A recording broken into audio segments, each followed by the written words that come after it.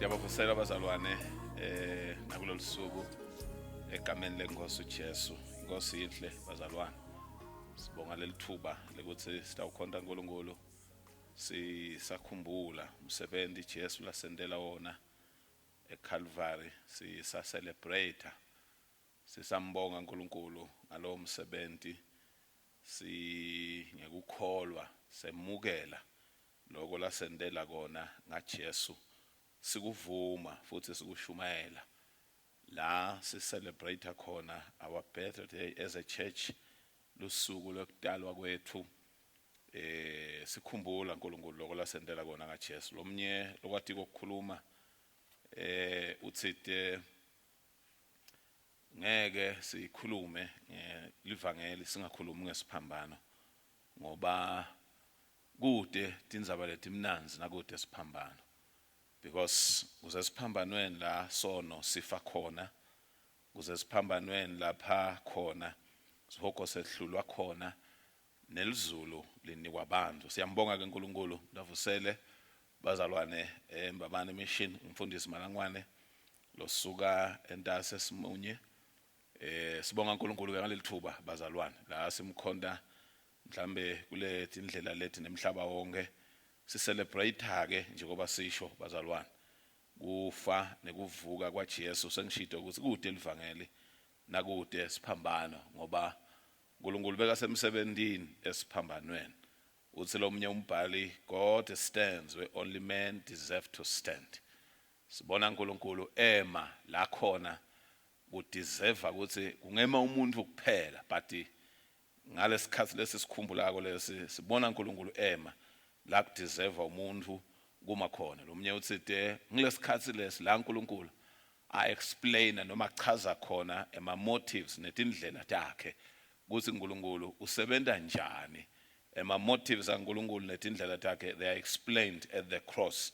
Uthi lomnye nakabhala uthi to understand the cross it is to understand the secret plan yaNkulunkulu. Lokusho ukuthi nasiconza siphambano ngileso sikhathi la siconza khona iplan yaNkulunkulu lefihlakele. It is to grasp the revelation of our own destiny. Sibamba siphetho noma sembuleleka noma ke sisibamba sembulo ngesiphetho sethu because the cross is the essence of the gospel and no gospel without the cross.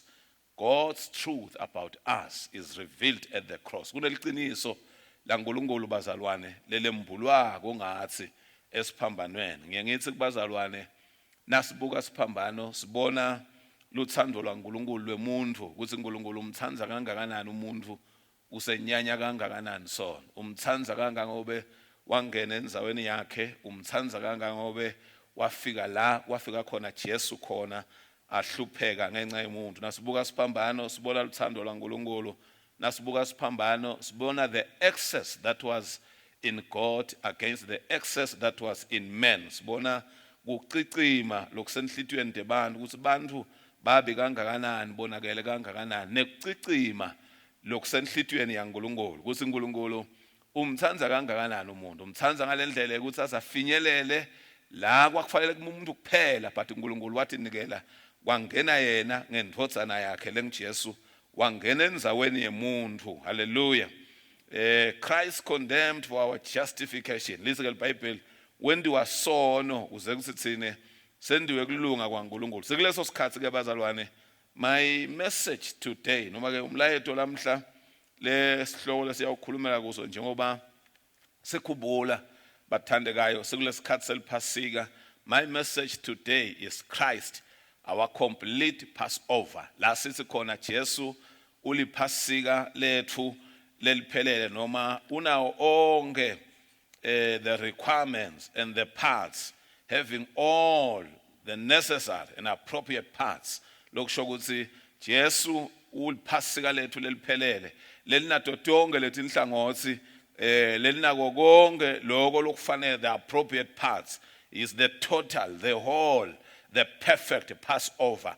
Uliphasika lethu Jesu leliphelele. Ngiyacela ukuthi sithandaze singafunzi live la uNkulunkulu bese siyacubeka egameni lenkosi. Babe siyabonga umusa losiphe wona. Sibonga kuba sembi kwakho nakalesikhathi. Sibonga kuliva livi lakho even nangalesikhathi lesinje siyabonga ukuthi unathi, siyabonga umsa wakho, siyabonga kwethembeka kwakho, siyabonga amandla akho, siyabonga umsa wakho, siyathandaza Nkosi ngelivi lakho, khuluma ethi impilweni tethu ngegama la Jesu, wembule Jesu ethi inhlithiyweni tethu, usisonzete kuwe, usakhe ngalo, usiphilise ngalo egameni la Jesu Kristu Nkosi. Amen. Ngiyacela ke bazalwane lamanye amavesi sitawakhotha, kepha ngiyacela ukuthi sifunze livi laNkulunkulu. Kuqala kwethu kufunza, siyawufunza kuba seKorinte bekuqala sahluko 5 livesi lakhona laka 7. Mhlawumbe sikhulumile sike sangena phambilini sitsinzile indzaba yebaseKorinte bekuqala sahluko saka 5 livesi lakhona laka 7 la kufunzeka khona kanje: khiphani imbiliso lenzala khona ndawuba inhlama lensha, nine lesevele nite nine senivele nite imbiliso ngobe liwundlu leliphasika lethu lelingiKristu selahlatshwa. Liwundlu leliphasika lethu lelingiKristu selahlatshwa. Liwundlu leliphasika lethu lelingiKristu sevele lahlatshwa. Mhlawumbe kuqala lenzaba yethu bazalwane singakhumbuta ukuthi indzaba yeliphasika siyawenda vele lokubuka emuva, siphindze sibuye sisibuke kulesikhathi lesikuso, sibuke Jesu aliphasika leliphelele, anawo onke the necessary and the appropriate parts eliphasika. Siyathi ukuthi ngekwelibhayibheli lenzaba yeliphasika iqala nakutawukhululwa sive saNkulunkulu, sive saka Israel eGibhithe. uNkulunkulu uthi abalungise timvu, balungise timvu letindvuna letinganasici, batilungise ngelilanga lelishumi for 3 days ihlolwa leyo mvu. Kuyawuthi ke ngelilanga lesithathu bese ke tiyabulawa nzambama, nathi bulawa kuthathwa ingati yaletilwane ibhoqwa eminyango etindlu tebaka Israel. Kuthiwa labaka Israel banikwe umyalo ukuthi ngalesikhathi lesibonke babe sekhathe endlini, ngilona loyo abe la kuneliphawu lwengati khona, bathathe ingati yalesilwane bayibhoce eminyango wetindlu lebakude. Emva kwaloko bese bahlanganyela kule nyama, bayidla tingalo tabo tiboshiwe, bafake ticathulo etinyaweni, lokusho ukuthi balungele kuhamba ngobe uNkulunkulu bekalungiselela ukukhululwa nekukhishwa kwabo eGibhithe. Nasithi ke lelivi laNkulunkulu nalithi nelethu liphasika selihlatshiwe, leliphasika lethu lelihlatshiwe lingiKristu Jesu. Sibona ukuthi Jesu naye ungileli wundlu laNkulunkulu. Usho njalo John 1 livesi laka 29 uthi nali wundlu laNkulunkulu lelisusa sono selive. We will look first at Christ as the Lamb of God. Sitawubuka Jesu angileli wundlu laNkulunkulu leliprovidwe nguNkulunkulu, ngoba leli wundlu kwakufuna ukuthi limithishe ama requirements aNkulunkulu,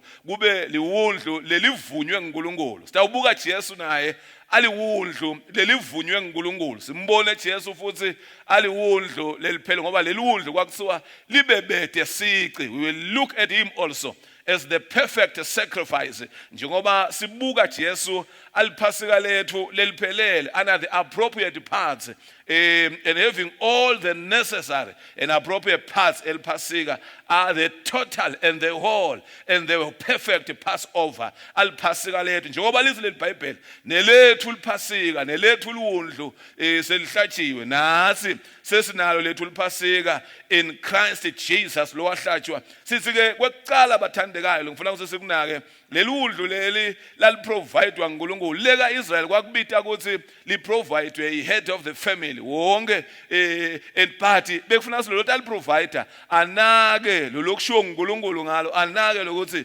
uNkulunkulu uthi leli wundlu alibe kanjani, limithishe standards aNkulunkulu. So we look at Christ, naye lesithi une approval yaNkulunkulu, uvunywe nguNkulunkulu. Lesike iBhayibheli nawufunza nakamkhomba John uthi na leli wundlu laNkulunkulu lelisusa sono selive. Nasithi Jesu liwundlu lelivunywe nguNkulunkulu. Nawufunza Isaiah 28 livesi lakhona laka 16 lithi ke ngako ke naku lokushiwo nguSimakathe lo ngisomandla uthi buka la ngibeka litshe Siyoni litshe lelihloliwe litshe leligugu lekusimisa indlu lelisisekelo lesethembekile sendlu lo othembela kimi angeke ajabhiso lokhu bathandekayo kwakhuluma ngaJesu lo mbhali lo mprofeti ngoba Isaiah vele prophecy yakhe leningi ikhuluma ngaJesu uthi buka lapha eSiyoni ngibeka litshe ngiboka litshe lelisisekelo sendlu litshe lelihloliwe litshe line approval yaNkulunkulu uthi ke lelitshe leli ngilo leliyawuba liligugu lekusimisa indlu lelisisekelo lesethembekile kuningi lokushiwo ngale ngcenye le but lokunye lelikushoko leliverse likhuluma ngaJesu njengoba sithi Jesu as our complete Passover Jesu one uvunyiwe ngoNkulunkulu nasithi uvunyiwe ngoNkulunkulu he meets all the requirements aNkulunkulu njengoba nakasi uNkulunkulu kubaka Israel leliphasika noma mhlambe lesilwane lebatha usibulala ngaleli langa akube silwane leside sici enasibuka lenzaba yekubabethe sici kwaJesu lapha iBhayibheli liveta ukuthi uhloliwe Jesu wahlolwa ngoNkulunkulu haleluya waphasa ngoNkulunkulu wahlolwa sitha wahlolwa Jesu nabo uhulumende bemhlaba siyathi iBhayibheli ukuthi liyakuveta ukuthi Pilato lebeka lijaji emaJuda lambikisa Jesu kuye ethembe ukuthi leli jaji lelinelunya ngoba bekathiwa ngelunya athiwa ngekubulala abantu ngaleli langa leli bambikisa and to their surprise Pilato wakhuluma emagama nakakhipha iverdict yakhe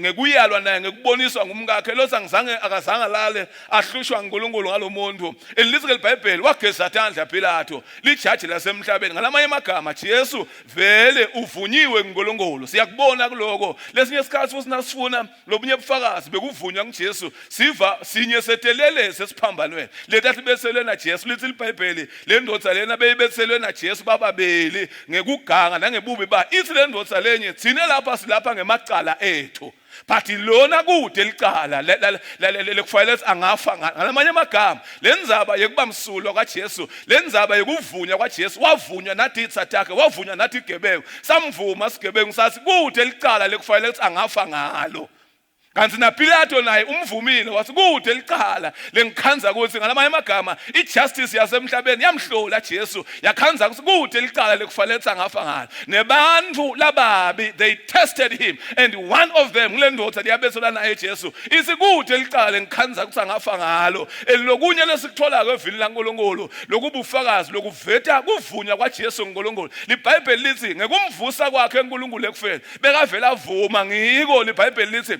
lokuvuswa kwaJesu ekufeni kukutalwa kwakhe uSinkulunkulu lamhla ngikudele ngizoyindodzana yami ngalamanye amagama siyathola ukuthi uNkulunkulu ngekumvusa kwakhe ekufeni Jesu wamvuma ukuthi Jesu vele akanaqala akanasici ngiko wamvusa ekufeni he qualified for resurrection and ascension waqualify Jesu waqualify impilo yakhe icharacter yakhe so ke nasithi Jesu is our complete sacrifice kwekuqala lesikubonako sibona ukuthi leliphasika lethu lelinjesu liphasika lelivunywe nguNkulunkulu njengoba sisho sithi lapha kwakuthiwa kufuna kube yimvu athi lekhethiwe athi ke 1 Peter 2 verse 4 he's chosen by God as a precious stone njengoba akuveta na Isaiah kuthi ukhethwe nguNkulunkulu njengelitshe leliligugu kwesibili bathandekayo nasichubeka nalenzaba yethu sesishito ukuthi he was bekufanele abebethe idefect abebethe sici sesikubonile lokho ukuthi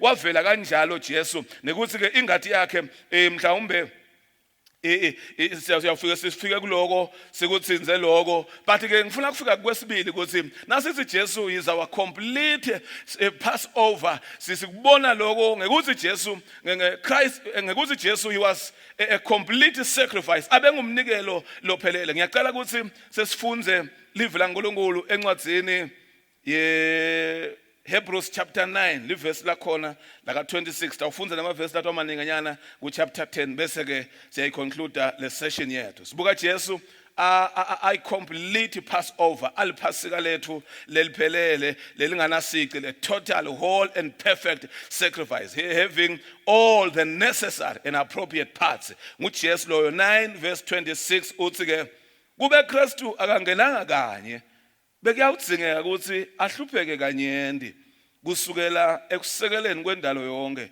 kodwa esikhundleni saloko ubonakalisiwe kwaba kanye kwenela ngicela sinakele igama lelithi ubonakalisiwe kwaba kanye kwenela ekugcineni kwetikhathi kuze asuse isono ngenhlawulo lenguye icobo lwakhe. Ubonakalisiwe kwabakanye ekugcineni kuze asuse itono ngenhlawulo lempilo yakhe. Ubonakaliswe kwabakanye. Itolo siyathi bazalwane ukuthi bapriesti bebanikela kanenge emhlatshelo. Beyiminenge imihlatshelo lelethe embi kaNkulunkulu banikela ngayo. But ngicela sikunake lokho ukuthi live la kaNkulunkulu liveta ukuthi Jesu uvele kwabakanye because yile bangathi Jesu anikele kube kanye ukuthi Jesu ungumhlatshelo lophelele, ungumhlatshelo longadzingi kuphindwa. Lena ye-Old Testament beyiphindwa ngoba beyingasiko perfect, but Jesu unikelwe kwabakanye kuze abe inhlawulo yetono tethu. Lokubanga ukuthi Jesu angaphindwa ngiloko ukuthi unikelwe kwabakanye kwanela. Praise the Lord, hallelujah. Unikelwe kwabakanye kwaphelela. There is no need. Live la kaNkulunkulu ku chapter 10 ngicela ukuthi simfunze naye sisuke ku verse 10 lithi ke njengoba Jesu Kristu wenda insando yaNkulunkulu wanikela ngemtimba wakhe sesihlanjulile kwabakanye kwanela. Ngicela silandele lo mcondo lothi kube kanye kwanela. He is the perfect sacrifice. Ungumhlatshelo lophelele longadzingi ukuthi uphinzaphindwe. Ngiko iBhayibheli naliqhubeka liyawusivetela ukuthi sekude sidzingo sesikwendiwe lo umhlatshelo wesono. Sekude lo umhlatshelo longentiwa manje wekususa tono because Jesu ube ngumhlatshelo kwabakanye kwaphelela. And listen iBhayibheli kwaphelela. Qhubeke sifunze kwenela kuze sihlanjulule nathi kube kanye wonke umpriest uma njalo nje aphinze ente inkonzo yakhe anikele yona leyo mihlatshelo lengathi susi tono. Ngicela sikunake nako lokho ukuthi le mihlatshelo bendiwa abapriest beyingathi susi tono but beyithi cover, but unikelwe Jesu kwabakanye kwaphelela kwenene. Jesus Christ is our complete Passover ngoba Jesu unikele ube ngumhlatshelo lophelele longadzingi kuphindwa. Ube ngumhlatshelo lo wanele lotisusako tono tethu. Verse 12 kodwa kwathi Kristu nasanikele kwabakanye kwenela ngemhlatshelo munye wetono wasuhlala ngesekudla saNkulunkulu. Ngicela sikunake nalokuthi ube sewuhlala ngesekudla saNkulunkulu. Lokho kusignifya ini? A complete work, umsebenzi lophelele ngoba lapha itabanakele bafunzi beBhayibheli basi lapha etabanakele nabanikela abapriesti benda lemihlatshelo lemnikelo kwakude esitulo lokwakubaka sikubebethe esitulo ngilokuthi lo msebenzi wabo bowungasiwo umsebenzi lophelele. Lo msebenzi wabo bawenda beyongasiwo umsebenzi bekungumsebenzi lebangaphumuli ngoba njalo sekunemuntu sowende sono sekunemuntu wende sono ngesiphosiso sekunemuntu wende kudzinga kusiyendiwe njalo lemihlatshelo yekuvuselela budlelwane bale sive la kaNkulunkulu wekubuyisela lesive wekukhonda kaNkulunkulu. But ke lithi ke iBhayibheli Jesu ke yena unikele ngeceza kunikela ngoba unikele kwabakanye kwanela. I wish and I pray siyibambe le concept ukuthi unikele kanye kwaphelela kwanela. Elithi ke iBhayibheli waba perfecta nalabo labakhonda kaNkulunkulu kwabakanye. Lokusho ukuthi ubende nabo baphelela ngoba Jesu ube ngumhlatshelo lophelele, ube ngumhlatshelo lowenele kuthi ususe sono selive. Ngiko iBhayibheli lithi sekude manje sidzingo semnikelo lomunye loyawunikelwa ngenxa yesono. Sekude manje sidzingo sekwendiwe lo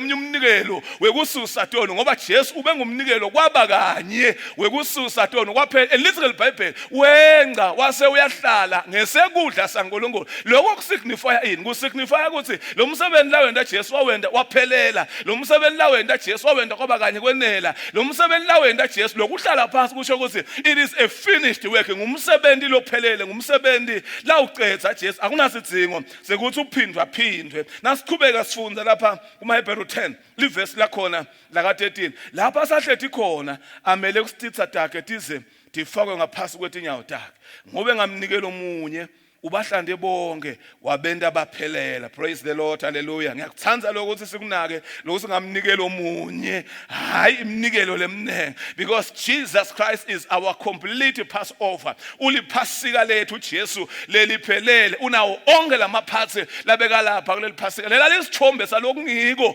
losekuphelele kuJesu. Lithi ke iBhayibheli lapha Jesu ubende baphelela ubahlande kwabakanye kwenela wabenda nalaba labakhondako baphelela. Wabenda baphelela kuze kube phakathi namalo ngcelo sinika ubufakazi bakhe. Kwekucala uthi ngilesi ke sivumelana le ngiyawusenda nabo ngethi khasi letidaka kusho inkosi ngiyawufaka imithetho yami etinhlitiyweni ndaba ngibhale etingcondweni ndaba uphinze athi ngingeke ngiphinze ngikhumbule tono nebubi babo ngakho ke lapho kunekuthethelela kwedono khona sekude nesidzingo sekunikela ngenxa yesono ngoba Jesu sonikele kwabakanye wanikela kwazi kwabakhona kwaba possible ukuthi tono tethu dingathethelela ngibona sesichubeka sikhuluma lendzaba yethu siyawukhuluma ngekuthi Jesu njengoba aliphasika leliphelele usendele inkhululeko lephelele ngoba usendele kuqolelwa nekuthethelelwa kwemacala ethu oh haleluya nalichubeka iBhayibheli verse 19 lithi ngakho ke bazalwane ingadi ya Jesu isikhululile kuze kuthi singangena ngesibinzi enzaweni lengcwele lendlela lese sivulelwe yona yinsha futhi yaphila itsabulasenco iphumelele ngale kwaso sona ke singumtimba wa Jesu lithi ke iBhayibheli lendlela lese sivulele yona yinsha futhi yaphila itsabulasenco selithembele ngiphi lendlela lesivulelwe yona ngilendlela ukuthi Jesu sewube ngumnikelo wesono kwabakanye kwaphelela wasendela ukuthi sekupossible ukuthi we can be forgiven athi ke Isaiah 44 verse 22 uthi a search will be made for our sins uthi ngalenye la yawendiwe liphenyo letono tethu but ithi ngeke liphindze litholakala athi ke makubo 103 liverse la ka12 athi njengoba uNkulunkulu ahluka kwehlukana kwenshonalanga nempumalanga kanjalo uNkulunkulu usahlukanise kanjalo netono tethu this is our perfect our complete deliverance from sin ngoba iBhayibheli lapha lithi usendele kwabakanye kuze kube possible ukuthi singathethelelwa singaqolelwa emacala ethu akunenzaba ukuthi ngabe ngiluphi ihlobo lesono akunenzaba ukuthi kungabe sono lesi kanjani siyadhiwa abantu asadhiwa abantu but iBhayibheli lithi Jesu bengumnikelo lophelele elomnikelo lophelele wendiwe kwabakanye sekude isidingo sekuthi kwendiwe lomnye umnikelo wesono and ngaye Jesu wenda labantu baphelele kuNkulunkulu ngekuthi labantu bathethelelwe emacala abo sengishito ukuthi live la uNkulunkulu lisitshela ukuthi nakasithethelela uNkulunkulu usithethelela asehlukanise netono tethu njengempumalanga neshonalanga usithethelela uNkulunkulu uthi kuyawendiwa liphenyo uthi ingaphinzi litholakala uthi kuJeremiah 50 verse 20 uyathi thatha letono atifake elwandle lekukhohlwa tingaphinze tikhulule ngiyiko kuthiwa labantu sewubende baphelela kuNkulunkulu ngoba letono tabo atsaphinze tikhunjulwe letono tabo sewubahlukanise nato njengempumalanga neshonalanga sithi bazalwane Jesu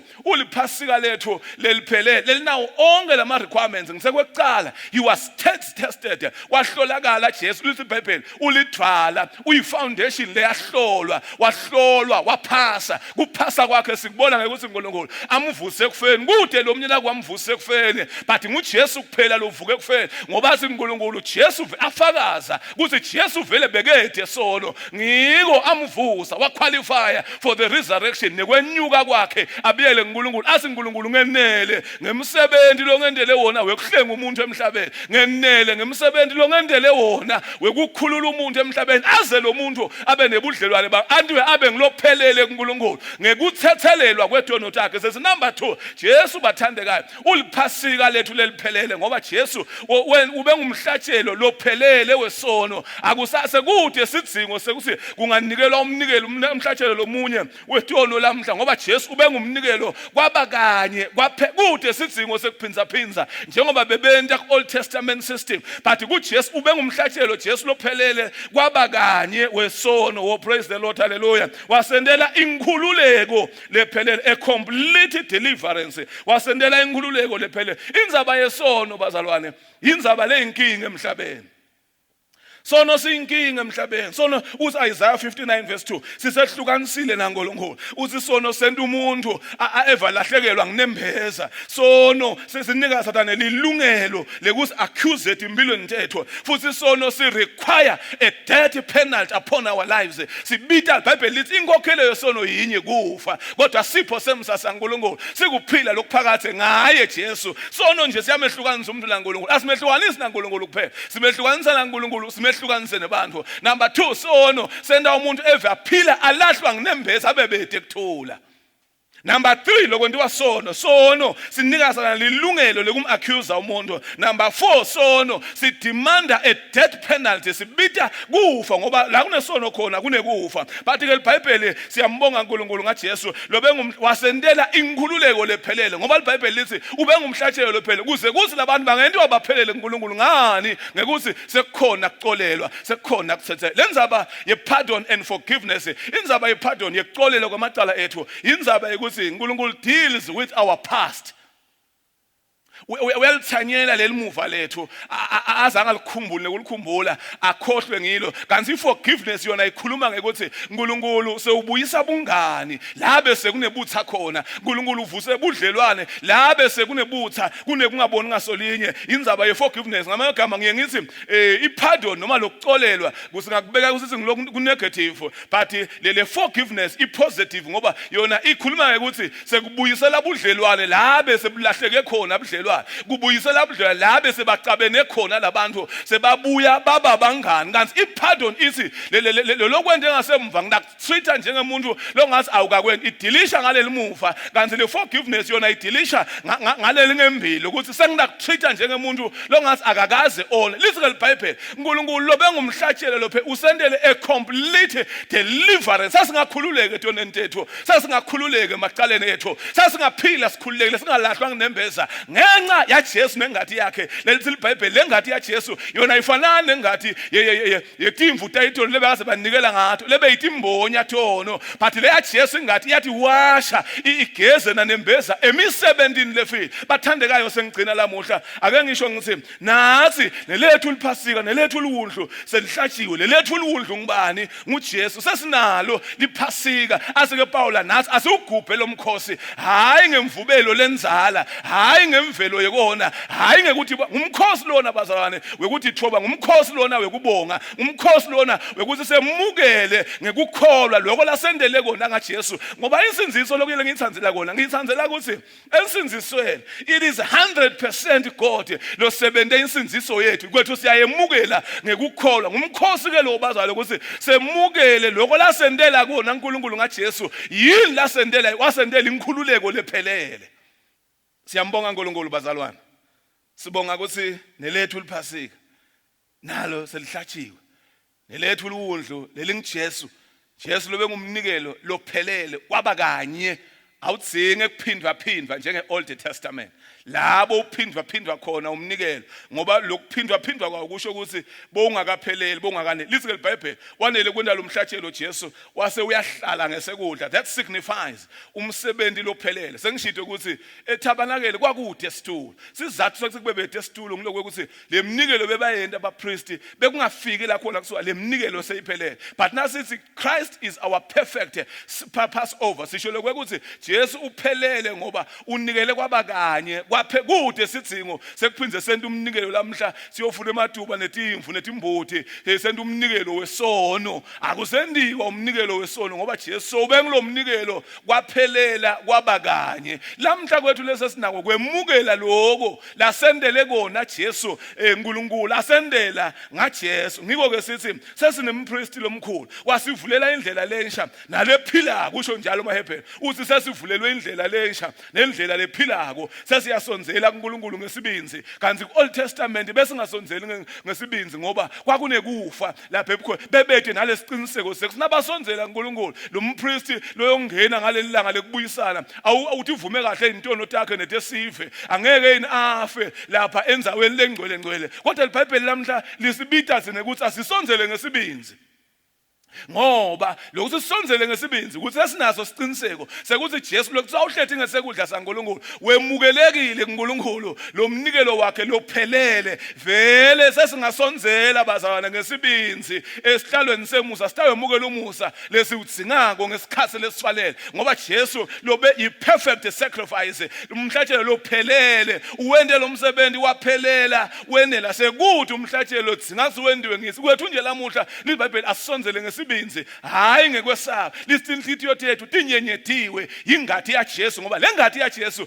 ngiyo lengathi lesusatono ngiyo lengathi lesenta sime siphelele embi kwaNkulunkulu hayi ngoba siphelele kulokho sisimela ingathini yaJesu lo kusenta sime embi kwaNkulunkulu sibe ngilaba phelele njengoba lizile iBhayibheli lo Jesu lobe ngumhlatshelo kulesikhalo lobe iphasika lethu ungumhlatshelo phela usenta sime siphelele asipheleli ngoba siphelele siphelela ngoba sime engathini yaJesu lo waphele kathi aphele lelithi iBhayibheli wendiwa sono kuze thina sendiwe kulunga kwaNkulunkulu sipheleliswa kuma kuJesu hayi ukuthi siphelele ngoba iBhayibheli lithi usenta sime sibe ngilaba phelele nekuthi usendela a complete deliverance ngekusicolela emacala ethu bathandekayo ngiyafisa ukusho ukuthi siyambonga uNkulunkulu ngaJesu lokuthi ngaJesu nawe ungathethelela nawe ungakhululeka iBhayibheli lithi lo libonza lebesemkhathini wethu naNkulunkulu walithilitha Jesu lencwadi yemacala ethu lebeyimelene nathi isenta silahlwe nginembeza ngekufa kwaJesu wayibethele esiphambanweni sathola inkululeko we can be set free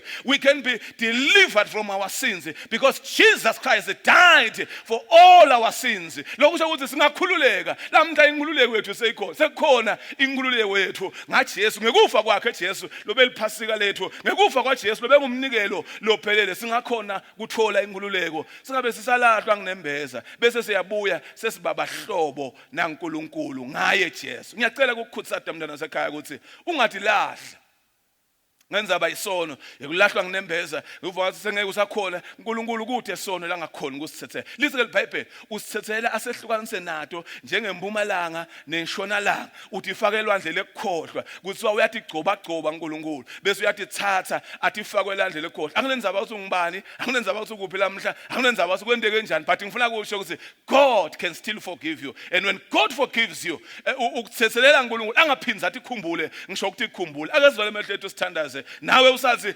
ngiyawemukela lo mnikelo wesono lo ngiJesu empilweni yami nawe usathi ngiyayemukela lengikhululeko leta naJesu ngekungithethelela emacala ami ngiyamemukela lo Jesu lobe ngumnikelo kwaba kanye kwaphelela akusadingi usingenda umnikelo wesono lamhla ngoba Jesu bengiwo umnikelo ake sesithandaze lamuhla nawe usakusonzeda kuNkulunkulu egameni lenkosi babe siyakubonga ngemusa wakho siyakubonga ngokwethembeka kwakho siyakubonga ngelithando lwakho because when we look at the cross we see your love for us babelo mangalisako sibonga ukuthi usithanze stone wasithanza state wasithanza sebuthakathakeni bethu but lo lithando lwakho walibonakalisa ngekuthi ufenzaweni yethu nalamuhla siyabonga kusikhumbuta ukuthi kuJesu sineliphasika leliphelele kuJesu sinemhlatshelo wesono lo wento kwaba kanye kwanela kwaphelela we can be set free we can be forgiven we can be pardoned from our sin egameni laJesu sibusise nakulomzuzu sisaqhubeka sivala ivili lakho egameni laJesu Kristu Nkosi amen.